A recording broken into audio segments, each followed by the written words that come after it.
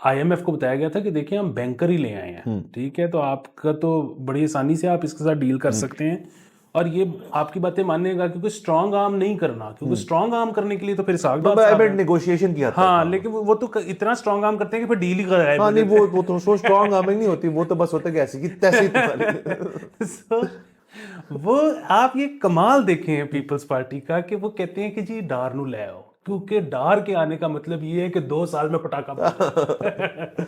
अस्सलाम वालेकुम, मुस्बत शो में बहुत बहुत खुश आमदीद। मैं हूं असद नज़ामी, मेरे साथ हैं अली आफ्ताब। शो को प्लीज़ लाइक और शेयर करें, चैनल को ज़रूर सब्सक्राइब कीजिएगा। सर कैसे हैं?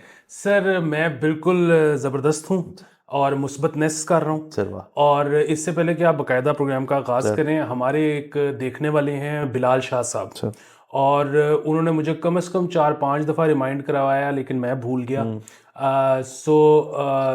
वो ये कह रहे थे कि आप उनकी पजीराई क्यों नहीं करते। ये जो इछरा इंसिडेंट हुआ था, इसमें जिसने उस खातून की जान बचाई, उसको ज़रा जगह दी और वो थोड़ी देर के लिए उनको होल्ड करके उस रखा। रेस्टोरेंट में। बिल्कुल, जो जब तक पुलिस आई नहीं। वो जॉनसन तारिक साहब हैं, जिन्होंने वो किया। जी तो वो बार बार उन्होंने हमें कहा कि जी हम उनको अप्रिशिएट करें, तो हम भी उनको अप्रिशिएट कर रहे हैं। उन्होंने बहुत बड़ी खिदमत की। और ये 23 मार्च को पाकिस्तान ने भी उनको अवार्ड दिया। अच्छा, बिल्कुल, सिविल अवार्ड उनको मिला है इसी वजह वाह से। वाह वाह सर, तो बेहतरीन। बहुत मुस्बत। बहुत मुस्बत है। और आप देखें वैसे मुझे याद है कि जब ये वाक़या हुआ था तो हम ऑफ द स्क्रीन बैठ के यही डिसाइड कर रहे थे कि हम और तमाम मेरे ख्याल में चैनल्स और यूट्यूबर्स सारे थे कि इस इशू को टैकल किस तरह किया जाए, इसके ऊपर गुफ्तगू कैसे की जाए। लेकिन अगर हमारे पास कोई तरीका होता, हम देखते कि अब इस वक्त क्या, वैसे अवाम कैसे डील कर रही है इसको, तो शायद हम मतलब तब इतना वो ना हो रहे होते हैं, हम इतना एंक्शस ना हो रहे होते इस चीज़ को करने के लिए। तो इदारों ने और मुल्क के तमाम बड़े जो सीनियर हमारे रहनुमा हैं, उन्होंने इस चीज़ को मेरे ख्याल में अच्छी तरह टैकल किया है। बिल्कुल, और वो जाहिर है किसी की तारीफ, मतलब किसी की कोई अच्छी चीज़ करे तो उस पर रंग में भांग नहीं डालना चाहिए। तो मेरा ये ख्याल है कि वो ठीक है कि बाहर से भी प्रेशर अब आना शुरू हो गया है, लेकिन अगेन तारीफ करनी बनती है। इधर जी सरकार ने अच्छा काम किया। हाँ, और मतलब नथिंग एल्स, मुस्बत इसके अंदर एक और चीज़ भी है कि एक वाक़ये का प्रेसिडेंट बन गया आपके पास। तो आने वाले दिनों में, सालों में, हम तो कहते कभी ऐसी कोई चीज़ ना हो, खुदा ना खास्ता अगर चीज़ हो, तो आपके पास एक वाजे एक एग्जांपल है कि यार कैसे टब टैकल किया था, तो उनके पास एक तरीक़ेकार होगा इसको करने का। सर बहरहाल सर चलते हैं आगे। ढेर सारी चीज़ें, मंडे है, आपको पता ही है, मंडे को फिर हम भरे हुए आते हैं, मेरा फेवरेट डे आपका नहीं है। तो सर शुरू करते हैं एचसन कॉलेज से। खबरों में फिर एक दफ़ा फिर आ चुका है एचसन कॉलेज। पहले हमने तो वो डिस्कस किया था, जो वो गिलानी साहब थे एक, जिनको रिवाज मेडल मिला था, और उनके ऊपर भी बड़ी कैंपेन थी। ये ज़रा डिफरेंट, ज़रा इंतज़ामिया की हद तक है, ये स्टूडेंट्स से भी ताल्लुक है। तो सर हुआ ऐसे कि ये आपने मुझे पहले जिक्र कर चुके थे कि इस किस्म की कोई चीज़ हो रही है, तो मैंने भी पता कि लोगों ने बड़े मुझे धक्के चुपे लफ्ज़ों में कहा कि ये बड़ी देर से एक मामला चल रहा है। तो आज चीमा साहब जो हैं हमारे एक प्रोमिनेंट ब्यूरोक्रेट हैं, शहबाज शरीफ साहब के बहुत फेवरेट है, उनकी काबीना का हिस्सा पंजाब के अंदर बड़ी देर रहे हैं। उसके बाद नैब के केसेस भी बहुत फेस करने पड़े। तो उनकी जो एहलिया हैं, उन्होंने एक petition sort of principal Aitchison college को फाइल की थी आज से कुछ देर पहले, कि वो खुद भी एक हैं ब्यूरोक्रेट हैं, मतलब आई थिंक 19 ग्रेड की हैं। तो उनका ट्रांसफ़र हो गया इस्लामाबाद। सो उनके दो बच्चे क्लास 2 में एक और एक क्लास 4 में एचसन कॉलेज में भर्ती पढ़ रहे हैं। तो उन्होंने कहा जी उनको, हम क्योंकि मैं अब इस्लामाबाद जा रही हूँ, तो मैं मेरे साथ जाएंगे मेरे बच्चे, तो आप उनकी सीट जो है वो रखें। अलबत्ता मैं वो पढ़ेंगे इस्लामाबाद में, तो उन्होंने कहा सीट हम रख लेते हैं, लेकिन सीट का उनका रूल ये था कि आप फीस जो है देते रहें उस सीट की, अगर आपने रिटेन करनी है सीट। वैसे तो ज़ाहिर सीट छोड़ दें तो फिर तो कोई फीस देने की ज़रूरत नहीं है। तो प्रिंसिपल साहब ने इस चीज़ को डिनाई कर दिया। माइकल थॉमसन जो प्रिंसिपल है, उन्होंने कहा जी कि ऐसे नहीं हो सकता कि आप पैसे भी ना दें और सीट भी रखें। तो फिर उन्होंने, जब वो चले गए इस्लामाबाद, तो उन्होंने फीसें देना छोड़ दी उसके बच्चों की। तो उन्होंने एक बच्चे को पहले इंस्टीट्यूशन से निकाल दिया, फिर दूसरे को भी निकाल दिया उन्होंने, और ये बड़ी देर चलता रहा। वो टाइमलाइन बड़ी कॉम्प्लिकेटेड है, पहले ये हो जाए। अच्छा, उसमें मज़े की बात ये कि ये प्रिंसिपल जो है हमारे माइकल थॉमसन, इन्होंने बड़ी सर्विस की है इस स्कूल के लिए, बड़े साल रहे हैं यहाँ पे, और बड़े अच्छे वेल लाइक्ड हैं पेरेंट्स और तमाम जगहों पे। सो ये वैसे ही जा रहे हैं, आउट गोइंग प्रिंसिपल। इन्होंने अपना रिन्यू नहीं किया कॉन्ट्रैक्ट, लेकिन उन्होंने कहा था जो नया प्रिंसिपल जो भी है उसके साथ 1 साल मैं ऑफर करता हूँ आपको कि मैं लगा के उनके साथ 1 साल उनको सेट कर दूंगा। तो उन्होंने आज के दिन रिजाइन कर दिया बोर्ड ऑफ गवर्नर से डिसग्रंटल होके। बलीग रहमान साहब जो गवर्नर हैं पंजाब के, वही बोर्ड ऑफ गवर्नर के हेड होते हैं। तो उन्होंने एक बड़ा तवील 8 सफ़े का एक चीज़ आज वो भी नून लीग के हैं। वो भी नून लीग के हैं, वो पेश की। और उसके अंदर उन्होंने कहा जी कि हमारा फैसला ये है बोर्ड का तमाम तर चीज़ों को देखने के लिए कि कोई भी आइंदा से एचएसएन कॉलेज की हद तक स्टूडेंट के पेरेंट्स जो हैं जिनके अगर वजूहात बड़े हमें सही लगेंगे तो वो 3 साल के लिए सीट भी रख सकते हैं और 3 साल के लिए फीस भी ना दें। ये उन्होंने एक नया कानून एक बना दिया उसके लिए, जिसके ऊपर तमाम ज़्यादातर पेरेंट्स जो हैं, मैं भी जानता हूँ, बहुतों को जानता हूँ, जो कह रहे हैं कि ये तो गलत बात काफ़ी चीज़ों से है। सबसे बुनियादी वो गलत बात ये कहते हैं कि इसका मतलब है बर्डन एक स्कूल के ऊपर फाइनेंशियल पड़ गया, जो फिर ये भी मुमकिन है कि बाकी लोग जो हैं उसको सब्सिडाइज क्यों करें किसी और के लिए। साथ ही साथ इसमें जो आखिरी बात फिर हम डिस्कशन बढ़ाते हैं वो ये है कि इसमें ये भी देखिए एक और बच्चा पढ़ सकता था। हाँ जी, एग्जैक्टली, दो और बच्चे पढ़ सकते तो। और ज़्यादा बात इसके अंदर ये है कि वो कह रहे हैं जी कि सर्कमस्टांसेस देखने चाहिए केस टू केस। सो अब आहा चीमा को हमने बड़ी क्लोजली फॉलो किया, आपने, मैंने, मतलब उनका करियर, उनका सब कुछ हमें पता है वो कौन है। तो वो कह रहे हैं कि जी उसमें लफ्ज़ जो उन्होंने इस्तेमाल किया कि ये फ़ीस जो है बहुत बर्डनसम होगी हमारे ऊपर, तो इस वजह से हम इसको अदा नहीं कर पाएंगे, तो फीस भी नहीं देंगे और सीट भी रखें और हम इस्लामाबाद जा रहे हैं और 3 साल बाद वापस आएंगे तो बच्चे फिर एचएसएन रिज्यूम कर लेंगे। तो ये सारा किस्सा इसमें, और बहुत ज़्यादा चीज़ें। हाँ सॉरी, इसमें एक ऐड करता जाऊँ। अब वो इससे डायरेक्टली लिंक्ड है, मुझे ये पता है, बट कहा इस तरह से नहीं किया। सईद बाबर अली जो हैं, जो एचएसएन के बहुत बड़े पेट्रन हैं और बड़े, मतलब एचएसएन क्वार्टर्स के अंदर बहुत बड़े चीज़ माने जाते हैं, उन्होंने बड़ी खिदमात है एचएसएन कॉलेज के लिए और मुल्क के लिए भी, उन्होंने भी रिज़ाइन कर दिया है एचएसएन के बोर्ड से। तो ये सर सारा मैंने लेआउट कर दिया। आए सर बात करें अरे सर ये जो है ना आहा चीमा साहब, मतलब वही बात है कि हमारा तो परसेप्शन इनके बारे में यही है, जितना को मैंने इनको फॉलो किया और आपने किया, कि इनके पास काफ़ी पैसे अच्छा इनको ये, और ये जो एचएसएन की फीस है ना, ये कोई बहुत ज़्यादा फीस नहीं होती। ये उतनी ही फीस है जितनी बाकी प्राइवेट स्कूल्स की है। हाँ, और ये उनमें भी टीएनएस सीएनएस से बहुत सस्ता है। थोड़ा सस्ता है, हम सस्ता है, बट उनसे यस आप कह सकते हैं कि सस्ता है, एक लिहाज थोड़ा सस्ता है, यस। तो बात ये है कि जो इस सारे उसमें ना, मतलब हमारे यहाँ पे होता ये है कि जिसका जहाँ जोर लगता है वो लगा लेता है। इसमें पूरे मुल्क ही ऐसे चल रहा है, वो मसला नहीं है। जो वाहिद चीज़ है ना वो ये है कि ये एचएसएन टाइप जो स्कूल होते हैं ना, सो आहा चीमा साहब खुद एचएसएन के नहीं है, ठीक है। सो उनको ये अंदाज़ा नहीं है कि एचएसएन किस किस्म का स्कूल है। उन्होंने अपना जोर लगाने के चक्कर में अपनी तरफ से वो, उन्होंने आज विक्ट्री लैब भी लिया होगा कि देखो आक्राता, ठीक है, कि और वो रिश्तेदारों को, दोस्तों को, व्हाट्सएप, बेगम को कि पावर चेक किया, मेरा पावरें चेक की हैं भाई की अच्छा ठीक है, वो सारा कुछ तो हो गया होगा। जो उन्होंने ना दानिस्ता तौर पे कर लिया ना अपने बच्चों के साथ बहुत बुरा कर लिया। उसकी वजह ये कि एचएसएन जिस किस्म की जगह है, अगर इनके बच्चे वापस एचएसएन आए, उधर बाकी बच्चों ने जो उनको बुली करना है इस बात के ऊपर, उनका तो पूरा बचपन ट्रॉमेटाइज हो जाएगा। वो ट्रॉमा शायद आगे जिंदगी में साथ चले। तो ये वो ना, मेरा ये ख्याल है कि गलत खेल गए हैं। बाकी उनकी मर्जी, मतलब सानू की लगे एचएसएन, मैं तो दूरों में नहीं वेख के हाँ सर, वो बात बिल्कुल बच्चों की हद तक भी उनके ऊपर इबादत है। हालांकि अभी चले छोटे हैं, वो अब ये भी नहीं पता ना कि इसके बाद वो आते हैं नहीं आना चाहते, बट सीट उन्होंने रख ली है।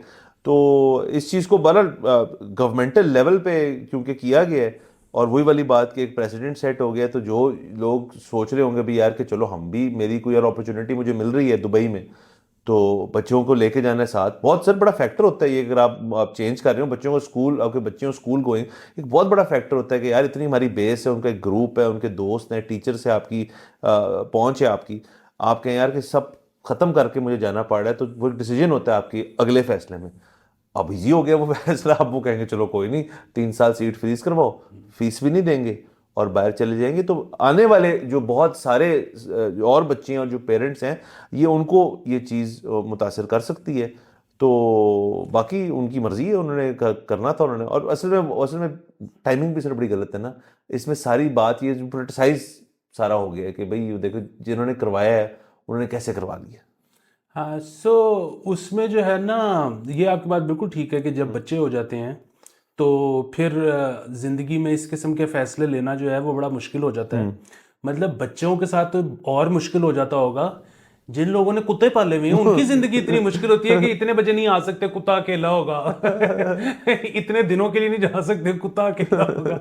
तो बच्चों के साथ जाहिर है यकीनन हाँ साथ जाती है। और बाकी इसके अंदर अगर ये भी बात बहुत छिड़ी हुई थी जी कि ये कोई होता है इंस्टीट्यूशंस में कि वो कह देते हैं कि आप बेशक जाएं सीट रख लेंगे, तो वैसे प्राइवेट इंस्टीट्यूशंस में ऐसे नहीं होता। प्राइवेट इंस्टीट्यूशन मैंने जैसे थोड़ा पता किया, तो आप अगर लाहौर ग्रामर स्कूल की जो ब्रांचेज हैं उनके अंदर आप कहें जी कि हमारी सीट जो है आप रख लें, हम कहीं जा रहे हैं 2-3 साल के लिए, तो कहते हैं बेशक रख लेंगे, आप फुल फीस देते रहेंगे, रख लेंगे।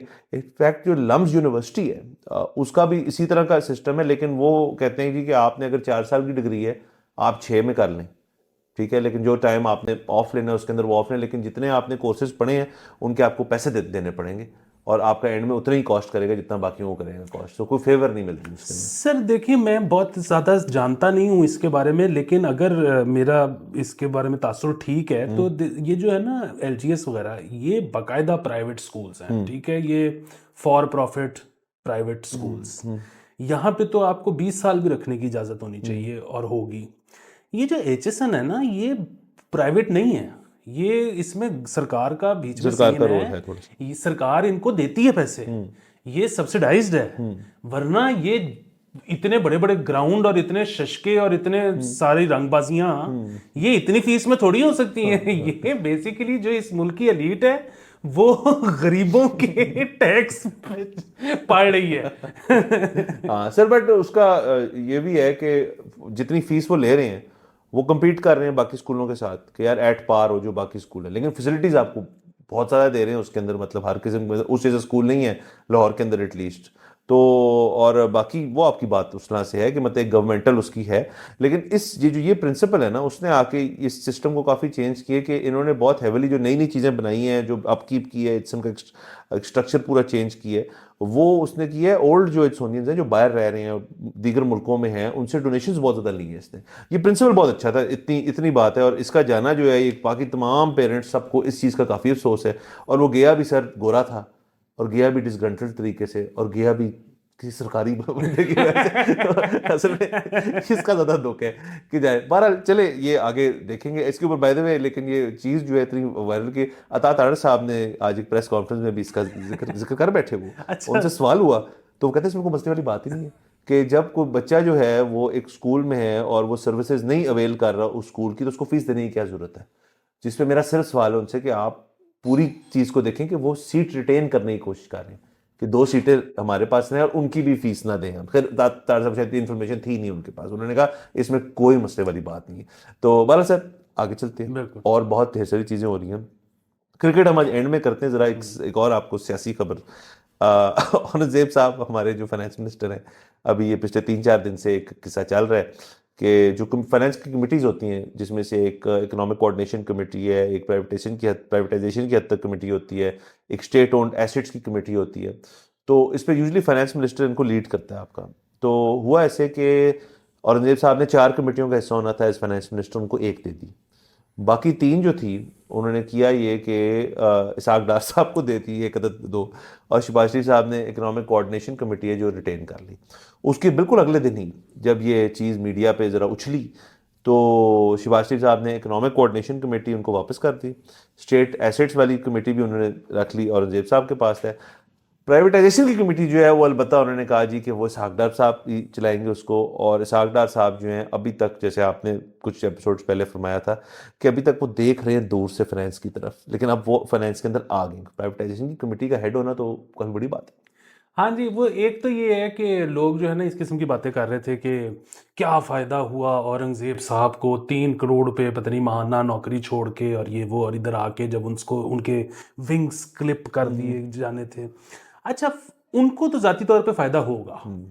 देखें, आप जितनी मर्जी कुशी जॉब छोड़ के आओ, अगर आप किसी मुल्क का फाइनेंस मिनिस्टर बने जा रहे हो ना, किसी भी मुल्क का, तो जब आप वो वापस छोड़ के आओगे तो कॉर्पोरेट सेक्टर तो आपको हाथों हाथ लेगा। तो वो उनके करियर को इससे कोई फर्क नहीं पड़ेगा। वो एक्सपीरियंस है नहीं ना बहुत लोगों के पास, तो इसलिए वो तो फायदे में ही रहेंगे, चाहे वो कुछ कर सकें ना कर सकें, उनके पास कोई कमेटी हो ना हो, औरंगजेब साहब फायदे में रहेंगे।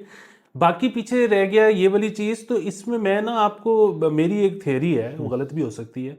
और वो ये है कि वो जाहिर है इस पे ना तनकीद ये हो रही है कि ये शरीफ जो हैं ये फैमिली के बाहर किसी को कुछ नहीं देते, शरीफ फैमिली के बाहर किसी को कुछ नहीं देते, इसीलिए वो इसहाक डार साहब को एडजस्ट कर रहे हैं।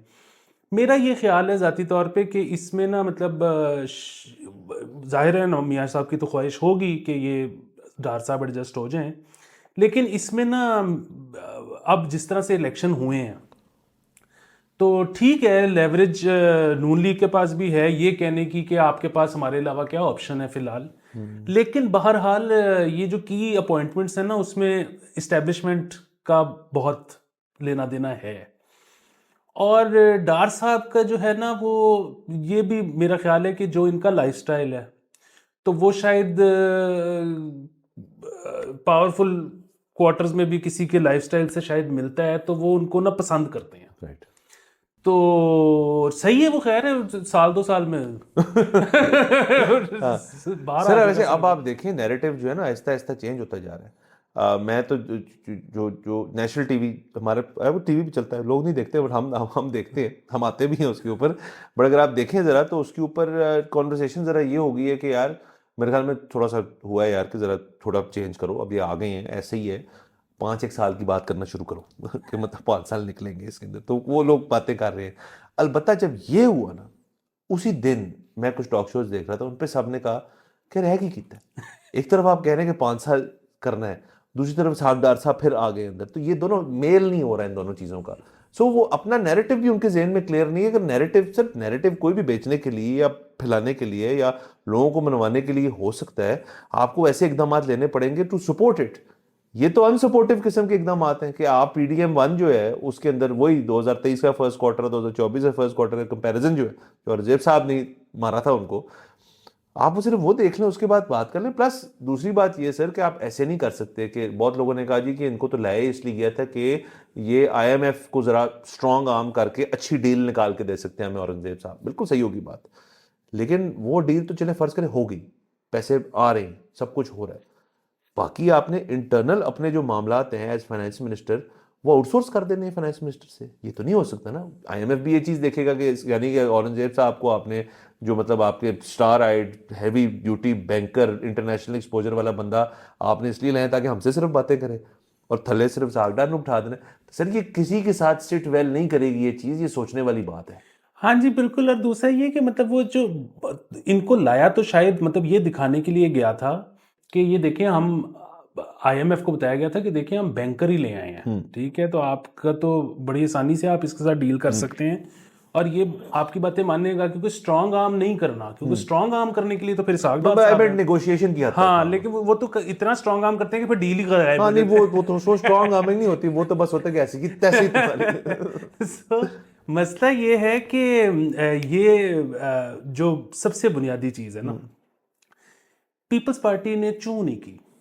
हाँ हाँ ठीक है, सर वो ऑपोजिशन है वो आप ये कमाल देखें पीपल्स पार्टी का कि वो कहते हैं कि जी डार नू ले आओ, क्योंकि डार के आने का मतलब ये है कि 2 साल में पटाखा हाँ सर वो वैसे आप ये देखें, मैं बड़ा स्ट्रांगली ये कह रहा हूँ कि आप इसको रोल उनका समझे ही ना एज एहतियाती जो उनकी गवर्नमेंट है और उसके अंदर है, आप मेरे ख्याल में उनको समझे ही ऑपोजिशन के तौर पे।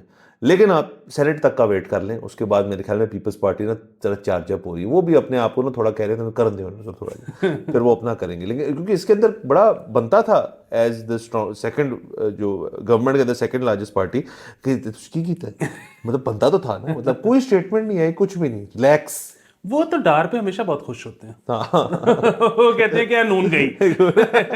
वो और बात है कि साथ में पाकिस्तान भी जा रहा होता है। हाँ सर वैसे आप ये देखें, मैंने ये भी देखा कि हमने लास्ट वीक जिक्र किया था कि नवाज शरीफ साहब कुछ मीटिंग्स में बैठे हुए थे। मैंने एक अदद प्रेस कॉन्फ्रेंस देखी तो उसके अंदर सलमान शरीफ साहब भी एक अदद में बैठे हुए थे प्रेस कॉन्फ्रेंस में, वो भी बड़ी देर बाहर रहे थे। तो फिर रह तो सिर्फ हसन और हुसैन नवाज रह गए, उनको भी किसी प्रेस कॉन्फ्रेंस में, मतलब अगर प्रेस कॉन्फ्रेंसों में ही अगर आपने करना है उनको इंक्लूड तो बस ठीक है, पर उनको कोई मेरे ख्याल में किसी न किसी का रोल मिल जाएगा। हाँ प्रेस कॉन्फ्रेंस है तो चलो ठीक है, जिसका दिल करता है कर ले, जो ये मीटिंग्स चेयर करवाते हैं वो मीटिंग, मेरा मतलब मीटिंग अच्छा, प्रेस कॉन्फ्रेंस गलत में क्या बेटा, किसी मीटिंग में बैठे हुए थे वो। अच्छा हाँ वो सलमान शहबाज। ये देखिए हमें तो एतराज़ नहीं है, लेकिन ये फैमिली जो है खुद फैसला कर ले उसकी वजह ये है कि जब आप मीटिंग चेयर करवाते हो किसी और से जो कि चीफ मिनिस्टर नहीं है, शहबाज शरीफ साहब खुद आके करते थे हमजा के दौर में, अब मियाँ साहब बैठे हुए हैं, फिर आपने कहा हसन हुसैन वगैरह भी कोई या सलमान, तो बात ये है कि वो जो उसमें मीटिंग में लोग हैं उनको तासुर ये जा रहा है कि जब मसला होगा तो हमने उस बंदे से जाके मिलना है, हमने सीएम से नहीं मिलना। सो ये अपने सीएम की खुद फटी लिख देते हैं, बाकी मर्जी इनकी है, हमारी तरफ से तो ओके हमारी है। तरफ से ओके। बट सर जरा मेरे ख्याल में फैमिली से बाहर थोड़ा देखें और भी लोग दुनिया सर अपने होराइजन्स जो है उनको वाइड किया सर बाहर। सर अब मेरे ख्याल में चलते हैं क्रिकेट के ऊपर। क्रिकेट की भी क्या खबर है, सियासी खबर ही है। अब क्रिकेट में भी सर निकाला नहीं जा सकता सियासत को।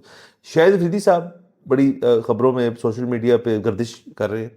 वो 2022 की उनकी पुरानी वीडियो जो थी वो कहीं फिर से उठ गई, जिसमें वो कोई इमरान खान साहब पे तनकीद कर रहे हैं उनकी परफॉर्मेंस के ऊपर, वोट ऑफ नो कॉन्फिडेंस के ऊपर। फिर कोई उसके बाद कोई एनआरओ की हद तक भी बात हुई कि वो कुछ सियासी कमेंट्स दे रहे हैं। ये असल में इतनी चीज़ नहीं है, वो शाहिद अफरीदी साहब आ जाते होते। खबर ये है असल में कि दोनों जो मुखालिफ पार्टी हैं, नून लीग और के लोग और जो हैं आपके पीटीआई के लोग, वो उनका सोशल मीडिया मैच जो है एक पड़ गया बहुत सख्त किस्म का शाहिद अफरीदी साहब को बहाना बना के। और उस पर ज़ाहिर नून लीग वाले जो हैं वो कह रहे हैं हाँ ठीक है ठीक है ठीक है, पीटीआई वाले कह रहे हैं इसको ऐसी की तैसी, और गटर टॉक शुरू हो जाती है उनकी। मतलब शाहिद अफरीदी जो है एक नेशनल आइकॉन है हमारा, तो पीटीआई की तरफ से गटर टॉक हो रही है, नून लीग वाले मेरे ख्याल में उनको टिकट देने लगे। और इसके अंदर फिर बीच में शेर अफजल मरवत साहब भी आ गए। उन्होंने अपनी ही पार्टी की सोशल मीडिया टीम को कहा कि आप सिर्फ अच्छी चीज़ें कहें शाहिद अफरीदी साहब के बारे में, बुरी चीज़ें ना कहें, ये गलत है, वो हमारे एक नेशनल हीरो हैं। तो सर मुझे इससे ख्याल है कि अफरीदी साहब जब पीटीआई की गवर्नमेंट थी तब भी उनकी एक एंट्री जो थी सियासत में और पीटीआई में ही वो बहुत आवाज़ उठी थी, बड़ा मुतवक्के थी, लेकिन ऐसा कुछ हुआ नहीं। तो अब फिर से शायद इसी बहस को जन्म दिया जा रहा है और कि वो करेंगे या नहीं करेंगे, या आएंगे या नहीं आएंगे। बट फॉर नाउ ये सोशल मीडिया की हद तक चल रही है, और ये इस किस्म की इतनी मेरे ख्याल में बिग डील नहीं है, क्योंकि शायद ये वाली चीज़ जो है ये किसी के साथ भी हो सकती है। मतलब ये आपके और मेरे साथ भी हो सकती है, अगर हम थोड़े और मशहूर हो जाएंगे, अभी कम है ना, थोड़ा और हो जाएंगे तो हमारे साथ भी हो सकता है कि हम कि जी ये फलानी पार्टी का बंदा है, फलानी पार्टी का बंदा है, एक गाली पड़ेगी, दो गाली पड़ेगी। बट शाहिद अफरीदी तो एक ग्लोबल स्टार है। हाँ, बस वो जो है ना, अगेन हमें तो मज़ा ही आ रहा है, लेकिन पीटीआई वाले जज्बाती हो जाते हैं। फिर पीटीआई के साथ वो जो हमने पहले भी एक दफ़ा जिक्र किया था कि एक बहुत बड़ा प्रॉब्लम ये भी है कि पीटीआई में फेक अकाउंट्स इतने हैं, और पीटीआई वाले स्पेन वाले जो हैं हाँ मतलब पता नहीं कहाँ कहाँ से बने हुए हैं। और मसला ये है कि पीटीआई वाले ना उनको डिसोन नहीं करते। मैंने अब हमारे शो के बाद मैंने देखना शुरू किया है कि कुछ लोग हैं जिन्होंने जो पीटीआई के और जो कि फेक अकाउंट से जब ट्वीट्स हो रही होती हैं तो वो उनको कोट ट्वीट करके कह रहे होते हैं कि अपनी असल आइडेंटिटी से आओ, ये मत करो। ठीक है, अच्छा ये बहुत ज़रूरी है। उसकी वजह ये है कि पीटीआई वाले खुद अगर उनकी तनकीद नहीं करेंगे, उनको डिस्क्रेडिट नहीं करेंगे, तो फिर इसका मतलब ये है कि वो जो फेक अकाउंट्स की बातें हैं पीटीआई उनको इंडोर्स करती है। अच्छा, वो करते हैं गालम गलोच, वो करते हैं एलियनेट। ठीक है, अब ये आज की एक बात है, एक आमना साहिबा है, उन्होंने ट्वीट की कि ये पीटीआई से मोहब्बत करती हैं। अच्छा, इन्होंने गुड। हाँ, इन्होंने कहा जी कि I am planning to write a thread critical of Imran Khan. I will argue on some of the blunders Khan committed that led to VONC and its success, और हाउ ही लॉस्ट फ्रेंड्स और इस किस्म की कुछ चीज़। उसके बाद नीचे से वो आया लोगों के कि ये ना करें, तो फिर वो समझ गई। उन्होंने कहा okay, I read you, I will park this for some other time, postscript, lost followers after this tweet. So बात ये है कि वो इतने ज़्यादा जज्बाती और सख्त, और फिर भी बात है कि मैं और आप जब किसी पे तनकीद करेंगे भी तो ज़रा लफ्ज़ों का चुनाव और वो सारा कुछ इस किस्म का रखेंगे कि यार कल को मिलना भी पड़ सकता है, क्योंकि आप ट्विटर पे भी असद निज़ामी हैं। हाँ जी। अब अगर आप ट्विटर पे हो मतलब कूल बॉय 19 तो फिर तो आप पता नहीं क्या करेंगे। तो मसला ये है कि ये एक बड़ी ऐसी चीज़ है, अगेन पीटीआई इसमें कोई और हेल्प नहीं करेगा, बल्कि और लोग जो हैं इसको पीटीआई के खिलाफ इस्तेमाल करेंगे। सो ये पीटीआई ही कर सकती है कि जब वो देखे कि चाहे इमरान खान के हक में बात हुई है, फेक अकाउंट से हुई है, वो करना शुरू कर दें जी, red flag red flag red, गलत है। हाँ। ये गलत है। बाकी मैं थोड़ा सा इसमें वो भी एड्रेस करना चाहूंगा कि मैंने ना मैं पिछले बहुत अरसे से सुन रहा हूँ ये पीटीआई के वीलॉगर्स को, वो जो बेतहाशाई हैं, सर और मैं हैरान हूं कि कैसे उनका काम चल रहा है, और मैं हैरान हूं कि पीटीआई वाले क्या देखना और सुनना चाहते हैं, और मतलब वो थकते क्यों नहीं है, क्योंकि वो वीलॉग शुरू होता है हर रोज एक बंदा 3-3 वीलॉग करता है, और इस तरह के 335 लोग हैं, और वो ये होता है कि इमरान खान आ रहा है, इमरान खान आ रहा है, इमरान खान आ रहा है। किधर अच्छा ठीक है, मतलब आ रहा है तो आ जाए, मतलब, और जब आएगा तो पता लग जाएगा, पीटीवी पे भी पता लग जाएगा कि वो आ गया और है। फिर बैठ के बात कर लेंगे उसके ऊपर। हाँ मतलब वो आ रहा है, वो आ रहा है, वो आ रहा है, मतलब सर इसकी बड़ी सिंपल सा जवाब है इसका। ये हमारी एक हद तक जो नेशनल डोमेस्टिक ऑडियंस है ना, वो ये देखती होगी वीलॉग्स और एंजॉय करती होगी, लेकिन उनको भी पता है अभी टाइम है, अभी नहीं आ रहा। जो बाहर बैठे हैं ना सर, सारा व्यूअर डायस्पोरा, बाहर जो बैठे हैं लोग, वो उस तरह से बैठे भी नहीं इधर, और उनको सिचुएशन का शायद इतना एनालिसिस नहीं है, वो इस चीज को बहुत एंजॉय करते हैं, उनको हिट वहां से बहुत पड़ती है स्क्रीन व्लॉगर्स को, और पैसे बनते हैं उससे। सर लेकिन वो लोग भी, मुझे समझ नहीं आ रहा है, या तो कोई नई बात हो रही हो ना, कोई नया तज्जिया हो रहा हो, कोई नई खबर, बस वो आ रहा है यार ठीक है बिस्मिल्लाह फिर सर वो नहीं होती है ना, वो देखे ना, अगर वो उन्होंने 20 तारीख को कहा है कि वो आ रहा है और वो नहीं आया, तो 21 को कह देंगे वो आ रहा है, 22, 23, हर दिन नया ही है ना कि जी आज आ रहा है वो, तो इस तरह उसके अंदर वो इंक्रीज करते रहते हैं अपनी टाइमलाइन। तो बहरहाल सर कोई नहीं, किसी दिन वो फ्राइडे के फ्राइडे वो डेट दे देता होगा कि यार मई 24 मई को आ रहे हैं, या पता नहीं किसी दिन को, तो सर कोई नहीं, धंधा चल रहा है, चलने दें। हाँ असल में इसमें जो असल डिबेट जो पैदा होती है, जो आपकी वाली बात को मैं थोड़ा लिंक करूंगा, कि लोगों को अब आदत डालनी चाहिए, खास तौर पे व्हाट्सएप एंड यूट्यूब पे और ट्विटर पे भी, कि अपनी सोर्सिंग जो है वो थोड़ा सा एक स्टेप आगे। मगर आप वन स्टेप में ना कि यार फेस वैल्यू, जो वन स्टेप तो फेस वैल्यू होता है, यार ये बिल्कुल ठीक है ये बात, आप उसके अंदर थोड़ा सा क्रिटिक कर लें उसको, यार ये गलत हो सकता है, और उसके ऊपर आप गूगल मार लें, कुछ कर लें, टाइम ज़्यादा नहीं लगता, और आप ज़्यादा वेल इन्फॉर्म्ड हो जाएंगे, और फिर आइंदा के लिए होगा कि यार इस बंदे का मैंने वो पढ़ा था, उसने गलत सारा गलत मलत था, तो अब मैं इसको अनफॉलो कर देता हूँ, मैं नहीं पढ़ता, तो आप ऑटोमेटिकली आपकी जैसे ब्राउजर हिस्ट्री जो बड़ी अच्छी हो जाएगी तो ये आप कर सकते हैं, और ये बड़ी अच्छी चीज़ करनी चाहिए हर बंदे को। तो सर अब असल में क्रिकेट की थोड़ी बात कर लेते हैं।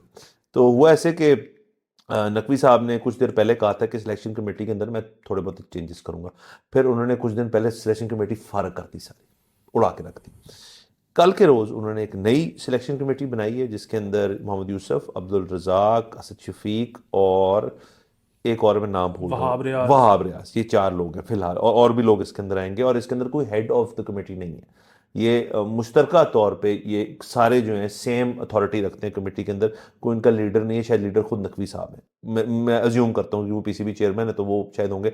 इनको मैं किसी को हेड ऑफ द कमेटी का ओहदा नहीं दिया, तो एक तो ये अच्छी बात है एक लिहाज से। और दूसरा इसके साथ साथ ही जब ये कमेटी बनी, और ये वो कमेटी है जो कि हमारा वर्ल्ड कप की टीम भी सिलेक्ट करेगी, और आने वाले जो टीम्स हैं उनको करेगी, उसके साथ साथ 2 हमारे पुराने प्लेयर्स जो बहुत अहम प्लेयर हैं पीएसएल में रहे, इमाद वसीम और मोहम्मद आमिर, उन दोनों ने अपनी रेजिग्नेशंस जो हैं उनके ऊपर लचक दिखाते हुए कहा है कि हम वापस लेते हैं या लेने को तैयार हैं, और वो ले ही ली उन्होंने वापस, क्योंकि जो हमारा काकुल में अभी ये ट्रेनिंग कैंप लग रहा है, ये जो आर्मी की तरफ के पास जाके ट्रेनिंग करेगी हमारी टीम, उसमें इमाद वसीम और मोहम्मद आमिर दोनों का नाम है। हाँ जी, सबसे पहले सिलेक्शन कमेटी पे आ जाते हैं। मैंने को बहुत ज़्यादा गौर से तो नहीं सोचा इसके बारे में, लेकिन मेरे ख्याल है कि इस तरह सुनने में ना फेस वैल्यू पे तो ये बात बुरी नहीं लगती कि 7 मेंबर कमेटी, जिसमें सिलेक्शन कमेटी जिसमें चीफ कोई भी नहीं है, क्योंकि चीफ का मतलब है कि उसकी फिर फाइनल से है।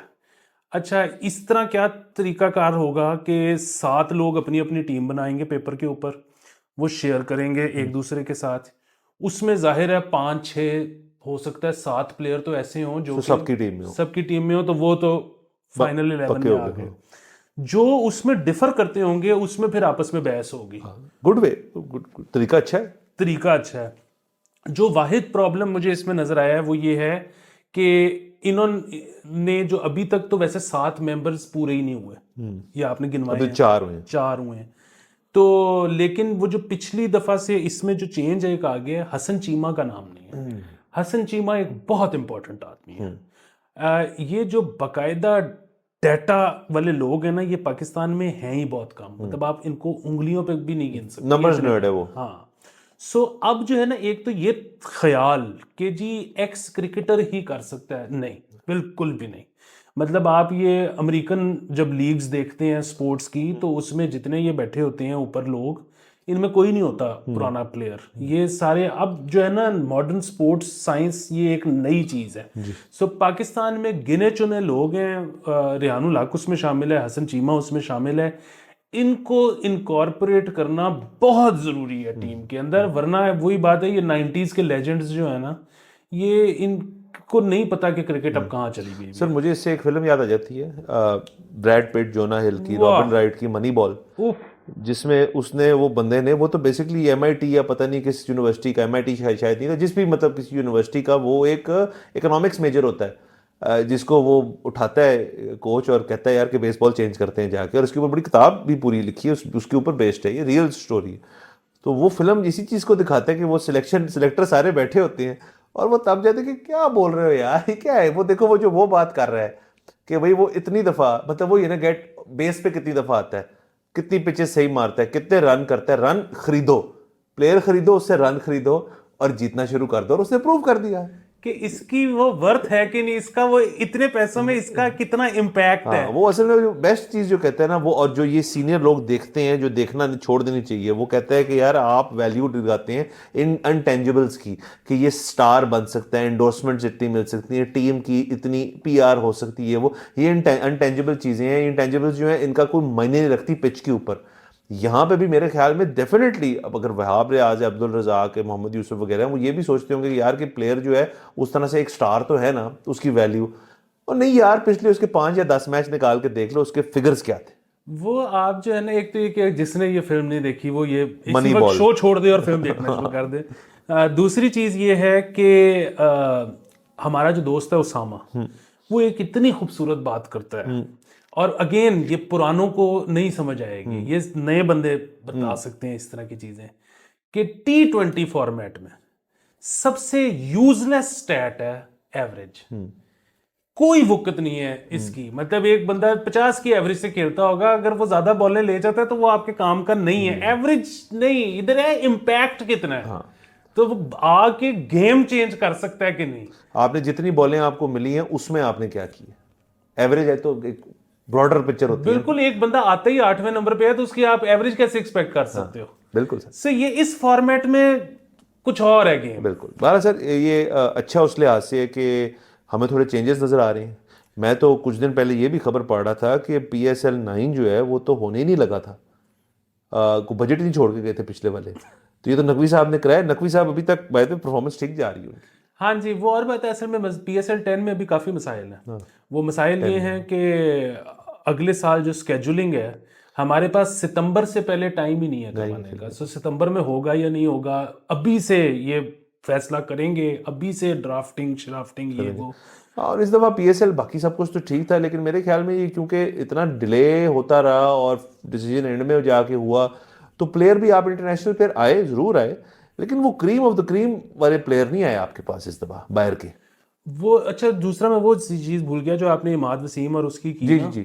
सो यार बहुत बड़ी कुर्बानी ऑन आमिर पार्ट। उसकी वजह ये है कि आमिर की आपको पता है ना नेशनलिटी होने वाली है आप बता रहे थे इंग्लैंड की, UK की, और उसके फौरन बाद, अब अगेन वो हो ना हो ये तो एक अलग बात है, लेकिन वो तो ये सोच रहा था ना कि एक दफ़ा मैं UK नेशनल हो गया और मुझे उसके बाद काफ़ी अरसा हो गया होगा रिटायरमेंट लिए हुए भी पाकिस्तान से, तो मुझे IPL के लिए बुला लेंगे। वो अगर खेल लेता है पाकिस्तान, तो आपको पता है इंडिया तो अजीबोगरीब मसाइल निकाल लेता है हमारे में से। तो वो कहेगा कि जी उसकी चाहे नेशनलिटी उसके बाद UK की हो भी जाए और वो अपनी डिनाउंस भी कर दे, उन्होंने कुछ इस किस्म की बात कर देनी है कि जी नहीं, आपको पाकिस्तान छोड़े हुए या उसकी तरफ उसको रिप्रेजेंट किए हुए अभी 3 साल से कम हुए हैं, तो हमने नहीं, ऐसी को बात करते हैं। सर IPL छोड़ना जो है ना, ये एक बहुत बड़ा काम होता है। क्योंकि जो वो पे कर सकते हैं नंबर 1, और जो वो आपको स्टार बना सकते हैं पूरा ग्लोबली, वो कोई और नहीं कर सकता। तो ये अगर छोड़ के आ रहा है पाकिस्तान के लिए, बहुत बड़ी बात है। बहुत बड़ी बात है। और जाहिर है सर उसकी तरह तो एक्साइटमेंट लेवल जो है फैंस का इतना बढ़ गया कि एक तरह से शाहीन फेंक रहा है बॉल और दूसरी तरफ आमिर अगर फेंकेगा बॉल तो मज़े ही और है ना उसके तो। बिल्कुल। और काश अगर ये दोनों करवा रहे हैं ना, तो काश फिर अगेन वही बात है, ये सीनियर्स को किसी तरह समझ में आ जाए। शाहीन नहीं है पुराने बॉल का बॉलर, उससे मत करवाओ। उसके पहले 4 ओवर शुरू में फिकवा के उसको फारिग कर दो। वो भी होगी ना, हारिस रऊफ का भी कॉन्ट्रैक्ट वापस कर दिया ना उसको। हाँ, वो भी 100 जूते 100 प्याज, जिस तरह हमने कहा था कि इवेंचुअली Actually तो ठीक है सर, हारिस फिर आपके पास हारिस भी है, आमिर भी करा लेता है, आखिरी ओवर करा लेगा, आमिर शाहीन से बेशक ओवर करवाएं कराए। आखिर में ओवर, शाहीन से ना करवाएं। शाहीन से शुरू में शुरू करवा में लें। करवाएं तो बस ठीक है। और वो कैप्टन भी है ना इस दफा, इतनी एडिट जिम्मेदारी है उसकी। वो सर अभी कंफर्म नहीं है, वैसे तो वो है। मतलब कह दिया था उन्होंने, बट देखते हैं। बाबर भी शायद, आई एम श्योर जी डालेगा अपना। बाबर भी नज़र में है इनकी, रिजवान भी है। सो अभी फैसला करना है इन्होंने। चलें सर, ये तो आने वाले दिनों में पता चल जाएगा टीम की हो जी बंदी है, और हम फिर उसको मजीद डिस्कस करेंगे।